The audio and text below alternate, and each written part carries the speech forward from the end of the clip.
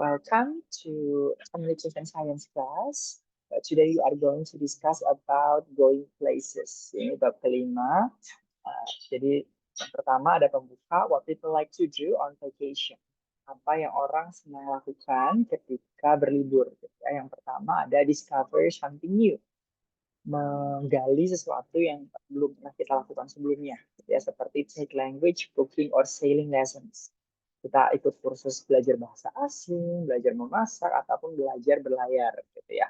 Mungkin kalau sailing lessons, walaupun kita di negara kepulauan, not very popular ya. Misalkan kalau di Bali banyak diving lesson, gitu ya, belajar menyelam dan sebagainya. Kemudian ada join an archaeological dig. Jadi kalau di luar negeri itu banyak pecinta yang menggali peninggalan sejarah, gitu ya. Jadi seperti mahasiswa arkeologi yang menggali prasasti dan sebagainya. Kalau di kita tidak bisa sembarang orang ikut, gitu ya. Paling kita hanya bisa ikut tur dan sebagainya. Kemudian ada join an archaeological dig. Jadi ini yang tadi.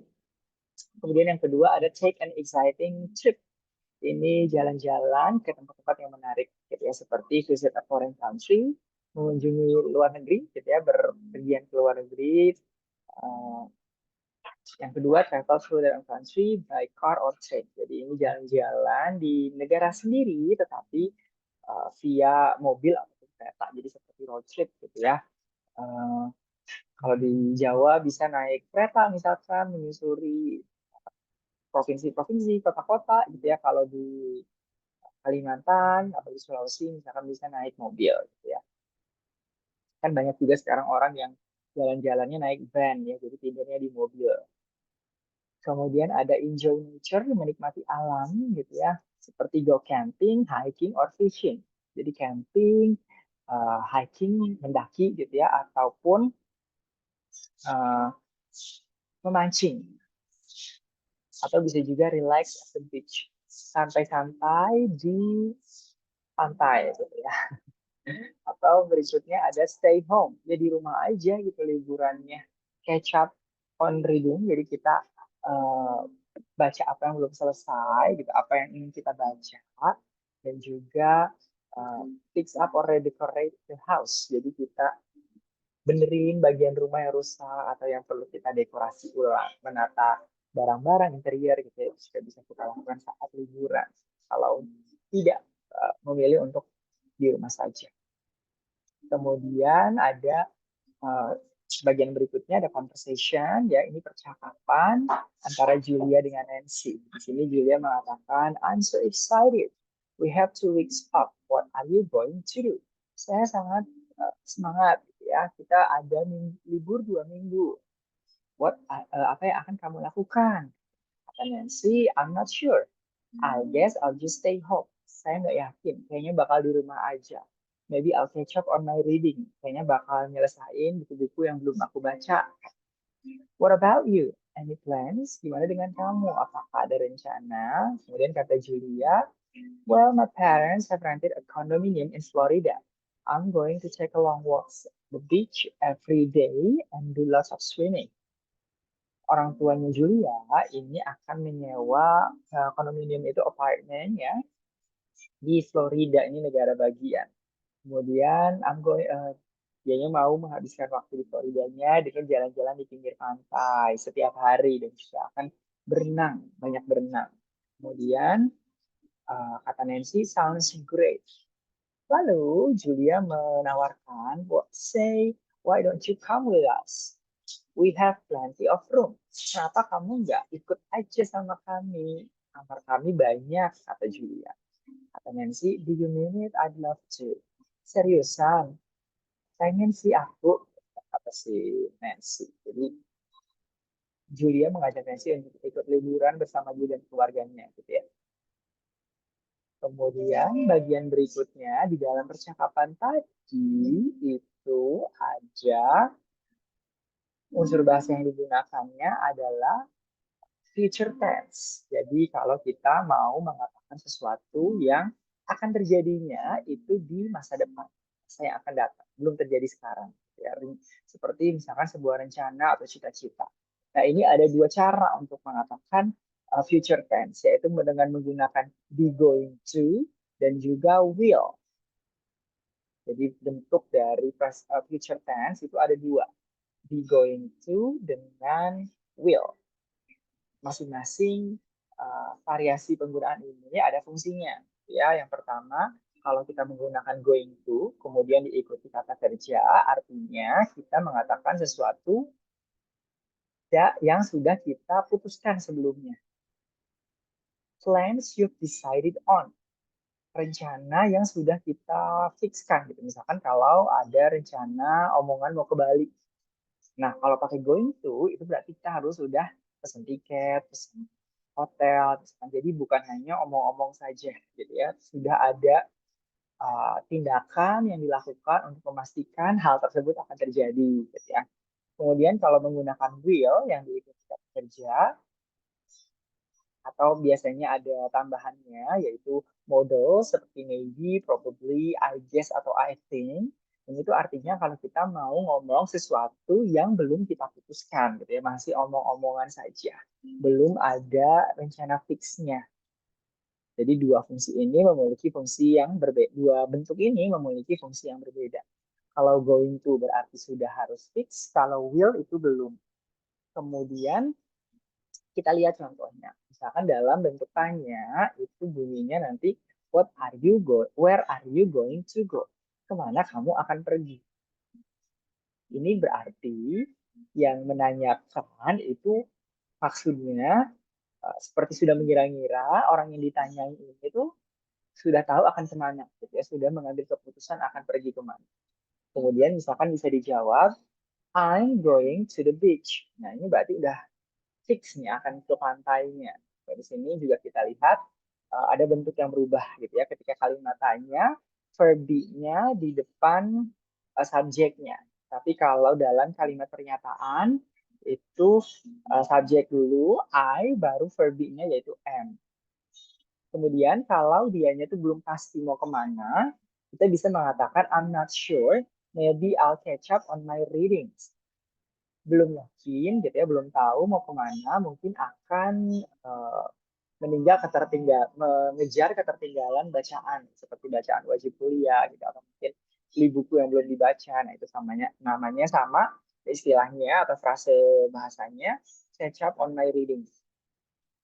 Jadi kalau ketinggalan sesuatu itu kan we have to catch up ya, kita harus mengejar ketertinggalan itu. Kemudian misalkan kita juga bisa mengatakan I'm not going to take a vacation. Saya nggak akan pergi liburan. Berarti ini sudah pasti. Oh, libur semester ini saya akan di rumah saja. Kemudian bisa juga kita mengatakan I probably won't take a vacation this year. Ini artinya kita tuh belum fix mau liburan atau tidaknya. Tapi kecenderungannya, kemungkinan besar itu kita nggak akan liburan. Makanya pakai probably won't. Kalau yang pertama tadi, I'm not going to take a vacation, dia udah fix. Nggak akan kemana-mana selama liburan. Kemudian ada pertanyaan berikutnya, what are you going to do? Apa yang akan kamu lakukan? Nah ini tuh artinya menanyakan apa yang akan rencana-rencana yang sudah di-fixkan ya akan dilakukan. Contohnya, nanti bisa jawabannya, I'm not going to take a vacation. Saya nggak akan pergi liburan. Sorry, itu yang tadi ya. Sorry, I'm going to do lots of swimming. Saya akan banyak berenang. Karena tadi, misalkan kalau di dialog tadi, dianya akan pergi ke pantai. Gitu ya. Jadi di pantai ya melakukan aktivitasnya dalam liburan. Jadi dia udah fix akan ke pantai dan dia udah tahu apa yang akan dia lakukan di pantai nantinya. Kemudian bisa juga kita jawab, I'll guess I'll just stay home. Kayaknya saya akan di rumah aja. Nah ini kita lihat penggunaan will. Disingkat jadi I'll. I will jadi I'll. Kalau tadi I am going to jadi I'm going. Jadi I'm. Jadi ada disingkat. Karena ini percakapan casual sama teman. Kemudian bisa juga dijawab, I don't know, I think I'll go camping. Saya nggak tahu, kayaknya akan pergi ya camping ya, berkemah. Nah di sini dikatakan I think I'll. kayaknya saya akan gitu kan. Ini I think, I guess, ditambah lagi ada I don't know di situ menunjukkan bahwa rencananya itu belum fix, belum tahu. So, belum ada tindakan yang dilakukan untuk mewujudkan cita-cita tersebut. Jadi kalau kita punya cita-cita, kita harus yakin gitu ya, nanti pakainya going to. Jangan malah pakai will, artinya nanti tidak akan ada usaha yang kita lakukan untuk mewujudkan cita-cita tersebut. Kemudian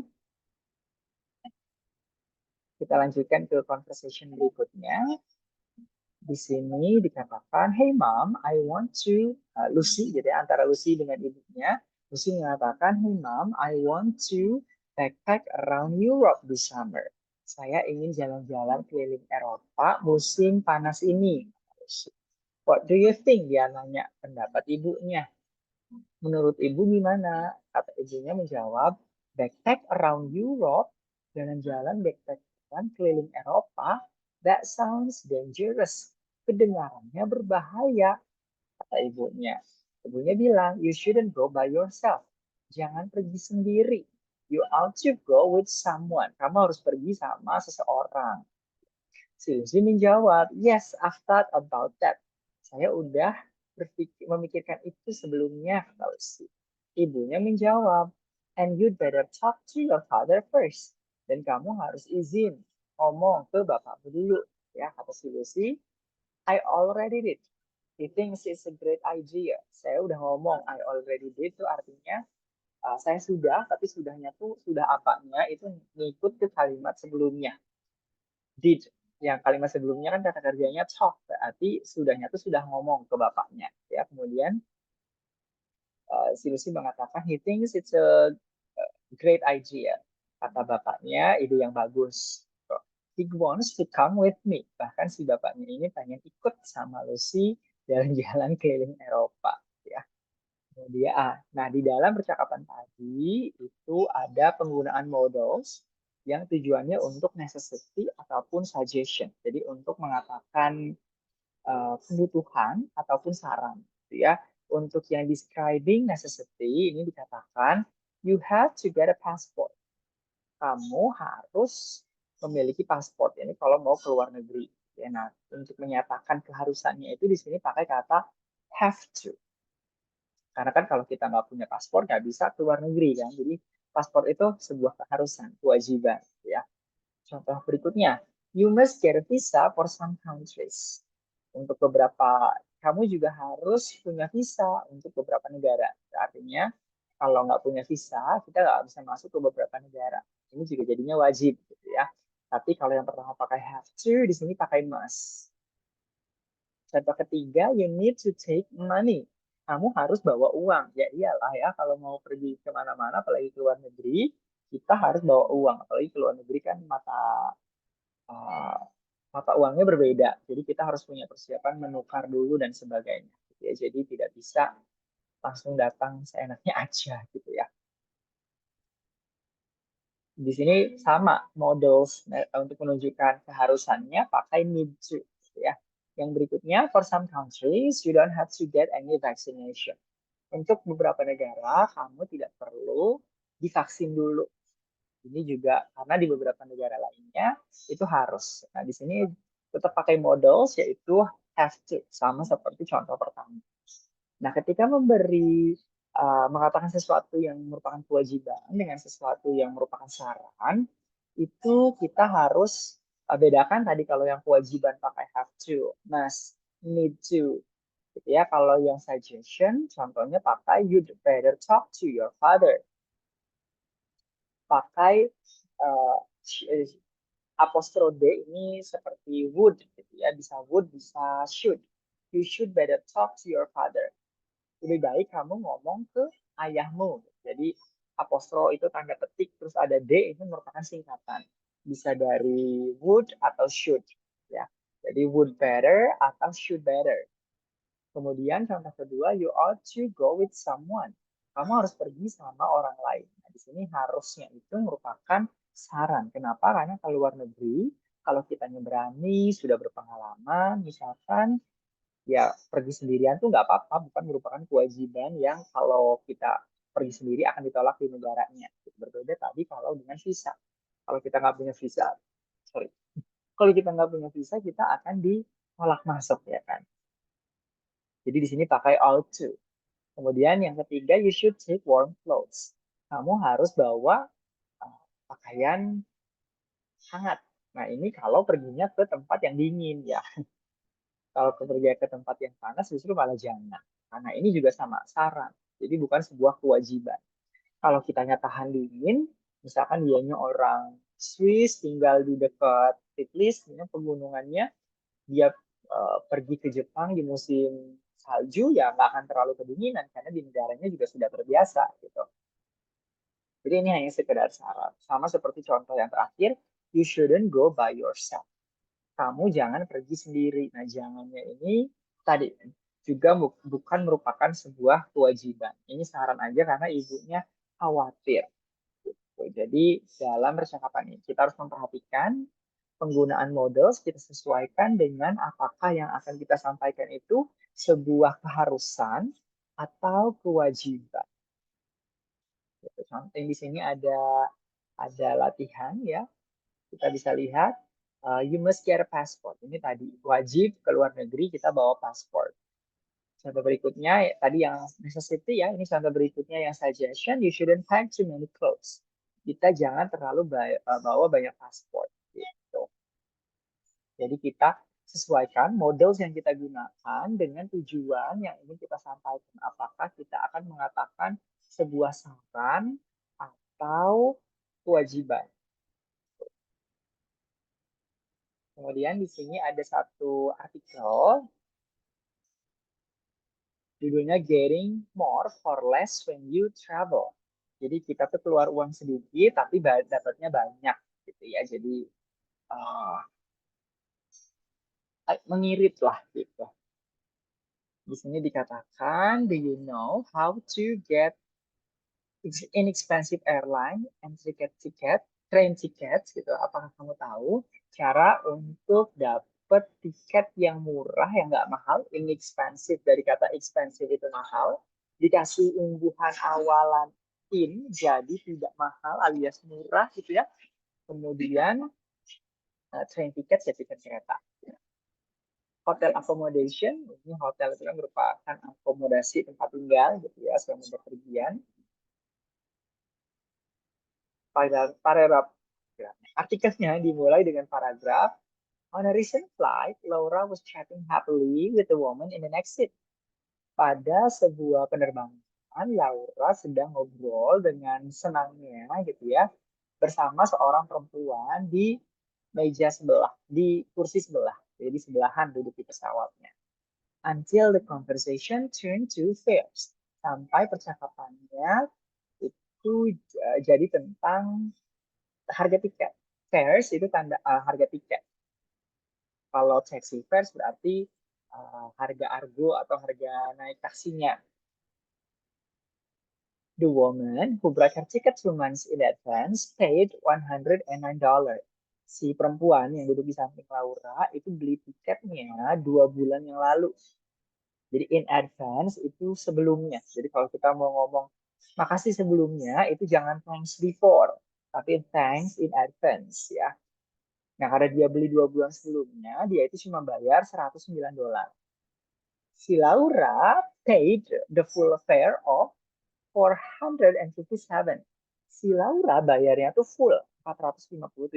Ini kan hampir 5 kali lipat ya yang dia bayar. She decided that next time she would find out how to travel for less. Jadi si Laura ini kemudian nyari tahu gimana biar bayar tiketnya itu lebih murah. Here are some ways to travel for less. Ini cara agar kita bisa berpergian dengan lebih murah. Yang pertama, cheap airline tickets. Jadi kita cari tiket pesawatnya yang murah. Gitu. To fly for less money, you can buy non-refundable plane tickets 2 or 3 months before your trip. Biar lebih murah gitu ya, biar harga penerbangannya lebih murah, kita bisa beli tiket pesawat yang tidak bisa refund, tidak bisa di cancel. Kalau di cancel uangnya hangus, nggak dibalikin uangnya gitu. Belinya itu 2 atau 3 bulan sebelum keberangkatan, jadi jauh-jauh hari gitu ya. The cheapest way to fly is as a courier. Kalau kita mau pergi terbangnya lebih murah lagi, kita terbang sebagai kurir. In return for delivering a package for a courier company, you get a plane ticket that costs as little as 1/4 of the regular fare, or even less if the company needs someone at the last minute. Jadi kalau kita uh, jadi seperti kurir ya, kita bawa barang untuk kita antar ke orang lain gitu ya. Jadi kalau di sana mode penerbangannya banyak gitu ya. Jadi bisa juga dibawa oleh penerbang penumpang gitu. Nggak lewat kargo penerbangannya. Jadi tiket pesawatnya itu bahkan bisa 1/4. Quarter itu per 4. Berarti 1/4 dari harga normal. Mungkin tadi si perempuan yang duduk di samping Laura itu dia kurir ya, makanya bayarnya hampir 1/5-nya bahkan lebih murah. Bahkan akan bisa jadi lebih murah lagi kalau perusahaannya butuh orangnya tuh mendadak gitu ya, last minute. Recently, a courier flew round trip from Los Angeles to Tokyo for $100. A regular ticket cost around $1,800. Baru-baru ini seorang kurir terbang round trip itu bolak-balik gitu ya. Jadi dari LA ke Tokyo, kemudian Tokyo ke LA, balik lagi gitu. Nah, harga tiketnya itu cuma $100. Padahal harga tiket regulernya itu sekitar 1.800. Nah, menyebut 1.800 kalau dalam bahasa Inggris bisa 1,800, tapi bisa juga 1,800. Jadi 18-nya disebut berbarengan, tapi belakangnya nggak thousand lagi, jadi 100. Jadi 1.000, jadi 1800. Nah, itu sama seperti 1.800 gitu ya kalau dalam bahasa Inggris. Kemudian cara berpergian lebih murah itu pakai train passes. Jadi berpergiannya pakai tiket kereta terusan. If you're going to do a lot of traveling by train, a train pass will save you money. Kalau kita banyak berpergian itu naik kereta, tadi tiket terusan itu bisa lebih irit. Buying a single pass gives you unlimited travel for a period of time. Beli tiket terusan untuk jumlah yang tidak terbatas gitu ya, naik naik keretanya, tapi yang terbatas itu biasanya waktunya, misalkan untuk 100.000 untuk sebulan, naik Pramex sepuasnya gitu misalkan. Train passes can be easily useful in India, which has the world's largest rail system. Tiket terusan kereta itu bisa bermanfaat kalau di India yang mempunyai sistem rel keretanya itu terbesar di dunia. In Japan, where trains are fast and convenient, atau di Jepang yang keretanya itu cepat dan nyaman. Kalau di Jepang mungkin walaupun sistem keretanya besar, tapi kan nggak terlalu nyaman ya, desek-desekan dan lain-lain. Berbeda dengan yang di Jepang, udah cepat, nyaman lah. Kemudian in Europe, where trains go over 30,000 cities. Bisa juga di Eropa gitu ya, beli tiket kereta terusannya di mana kereta ini menghubungkan satu benua dengan lebih dari 30.000 kota. Ya, jadi kita bisa keliling Eropa, berhenti di 3.000 kota ketika beli tiket kereta terusan. Kemudian cara mengirit berikutnya adalah pakai atau menginapnya di hostels. Hostels used to provide cheap accommodation. Jadi hostels itu menyediakan akomodasi tempat tinggal yang murah. Seperti in dormitories. Dormitories itu dorm asrama gitu ya, for people under the age of 25, untuk orang-orang yang berumur di bawah 25 tahun. Nowadays, hotels don't have any age requirement. Kalau sekarang-sekarang ini, hostel nggak punya batasan umur. Jadi yang di atas 25 pun bisa menginap di dormitories atau di hostel. They're not only cheap, bukan hanya murah gitu ya, sekitar $8 to $17 a night. Jadi harganya itu per malamnya 8 sampai $17 per malam. But a great way to meet people. Ini juga jadi cara yang bagus untuk ketemu orang gitu. Kalau kitanya extrovert atau ingin belajar bahasa lokal gitu ya. Hostels are often in interesting places. Juga hostel banyak berlokasi di tempat-tempat yang menarik, entah hostelnya gitu ya, atau misalkan lokasinya di pusat kota, atau memang si hostelnya sendiri ada di suatu tempat yang menarik. Contohnya misalkan a castle in Germany. Jadi hostelnya itu berupa kastil di Jerman. Ya ini menarik sih, tapi mungkin bisa serem juga ya kalau kastilnya sudah lama, apalagi ini di Jerman.